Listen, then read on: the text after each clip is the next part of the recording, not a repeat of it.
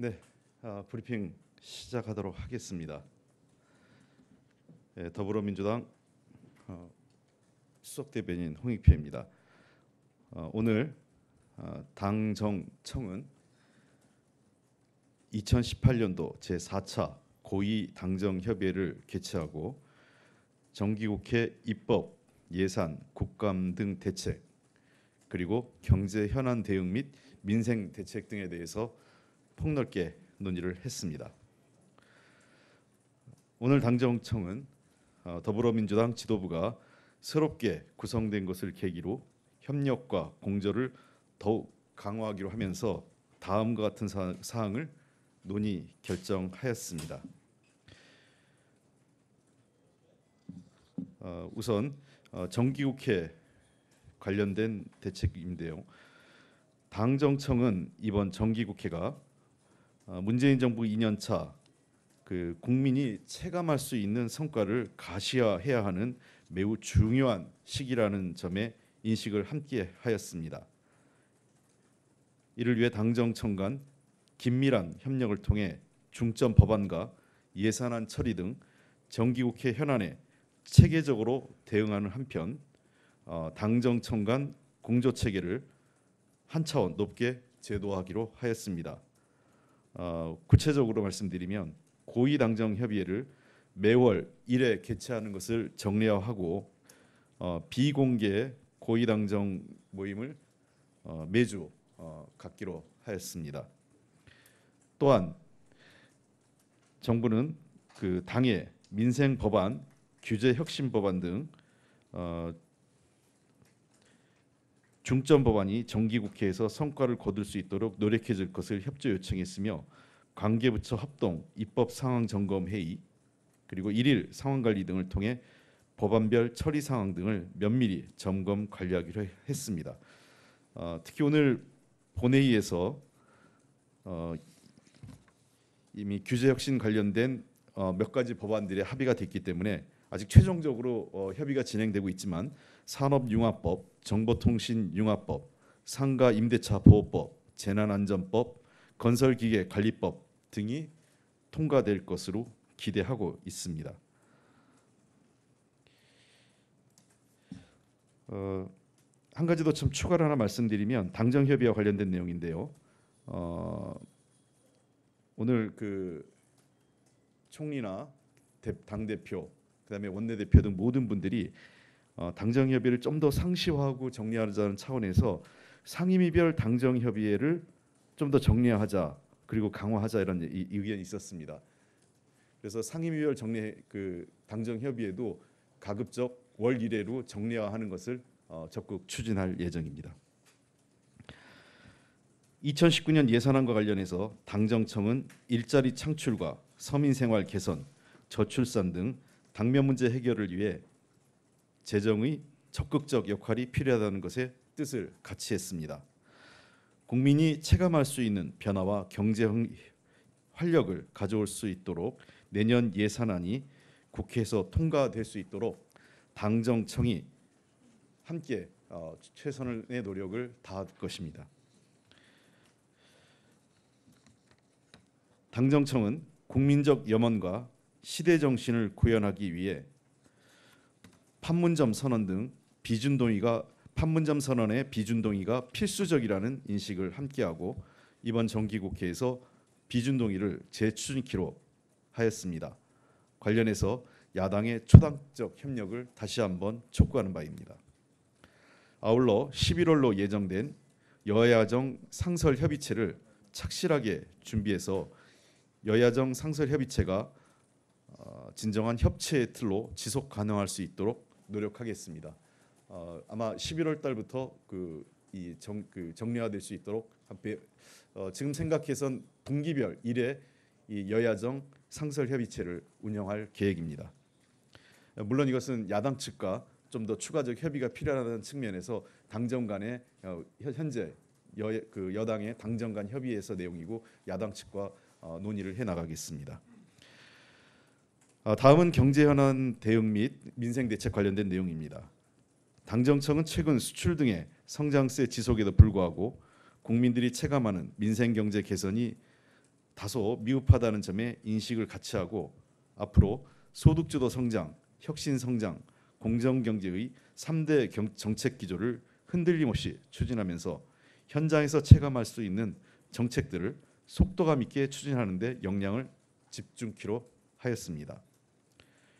또한 당정청은 한 달여 앞으로 다가온 추석을 대비하여 국민들이 물가, 생계 부담을 덜고 편안한 연휴를 보낼 수 있도록 추석 성수품의 수급 가격 안정, 중소기업 취약계층 지원 확대 및 내수 활성화에 초점을 두고 민생 안정 대책을 마련해서 발표하였습니다. 정부는 추석 물가 불안에 선제적으로 대응해 추석 3주 전부터 14개의 주요 성수품의 공급 물량을 평시 대비 1.4배 확대하고 농수협 특판장 그리고 우체국 온라인 쇼핑 등을 통해 한 50에서 한 70% 할인 판매를 적극 실시키로 하였습니다. 또한 명절 기간 중소기업 소상공인 등에 대한 자금 지원을 전년 대비 6조 원 이상 대폭 확대하는 등 중소기업 소상공인의 경영 부담을 완화하고 폭염 피해 농가와 구조조정 위기지역, 저소득층 등의 취약계층 생계 부담을 완화하는 데 각별한 관심을 갖고 맞춤형 대책을 시행키로 하였습니다. 당은 폭염, 폭우 영향으로 인해 생활 물가 상승과 서민 생활의 어려움 등을 고려해 예년보다 빨리 추석 민생 안정 대책을 시행해 줄 것을 요청했으며 정부는 오늘 마련한 추석 민생 대책을 즉시 시행하기로 하는 한편 기상 여건과 물가 등을 계속 점검하고 필요하면 추가적 보완 대책을 강구키로 하였습니다.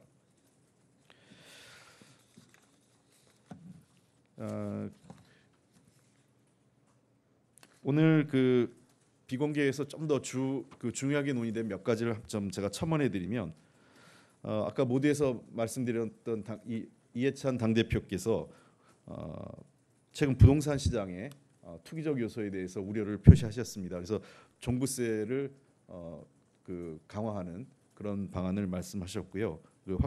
종부세 확대하는 방안으로 해서 필요하다면 보다 조기에 부동산 시장의 안정을 할 수 있도록 그다음에 불안감을 해소하는 조치에 대해서 당부의 말씀이 있었습니다. 아울러서 R&D 예산이 20조 원이 돼서 전년보다 3% 증가했다고 하지만 상대적으로 국가 총예산 증가에 비해서는 이 예산 증가율이 상대적으로 낮기 때문에 이것이 좀 더 당정이 협의를 해서 좀 더 추가 증액하는 문제에 대해서 적극적으로 검토할 예정입니다. 혁신 경제와 관련돼서 R&D 예산 확충이 매우 중요하다는 데 인식을 같이 했습니다.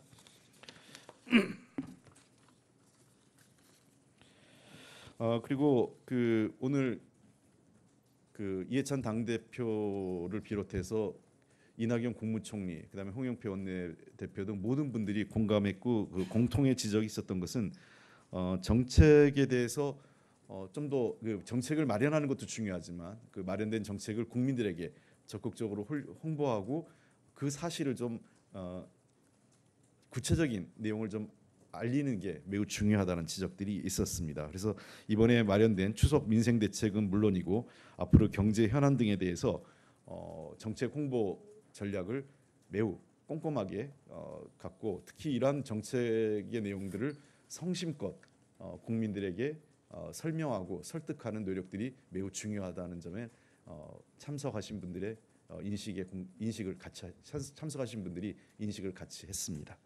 네, 이것으로 오늘 고위 당정 협의회 주요 내용에 대한 브리핑을 마치도록 하겠습니다. 고맙습니다.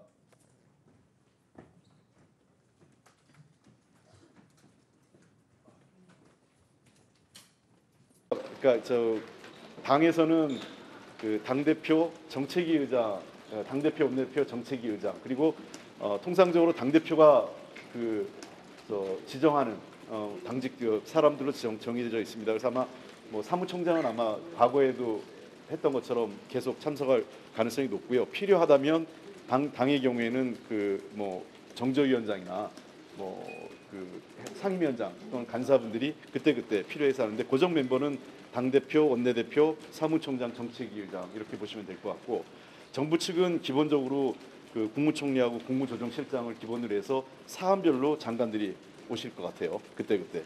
그다음에 청와대는 정책실장과 정무수석을 기본으로 해서 마찬가지로 그 관련 수석들은 사안별로 참석 대상자가 바뀔 것 같습니다. 그 부동산 대책 관련해서 네. 혹시 비공개를 입대방안 얘기했을까요? 네.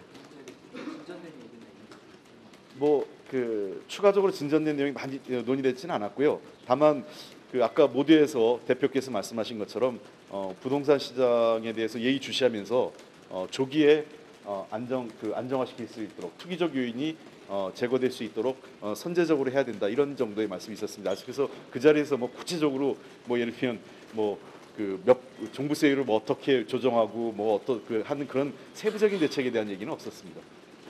그 부분에 대해서 김종현 총리가 이렇게 대답을 하거나 아니 그렇지는 않았고요. 그 부분에 대해서 대체로 그것도 공감을 했습니다.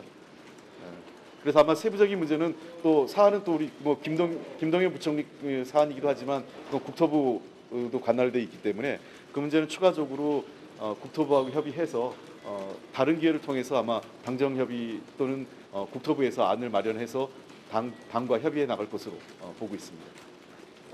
다음번 당정청 구체적으로 날짜랑 방송을 정했습니다. 그건 아직 안 정했습니다. 다음은 이제 정부 측에서 할 차례이기 때문에 적절한 시점은 한 달 후에 대략 한 달 후쯤이기 때문에 지금부터 한 달 후면 한 10월달 정도겠죠. 9월에 했으니까 10월 초순경으로 보시면 될 것 같은데 구체적인 날짜나 장소는 확정하지 않았습니다. 그거는 이후에 실무 차원에서 다음번 당정협의회 개최에 대해서 협의를 해나갈 것입니다.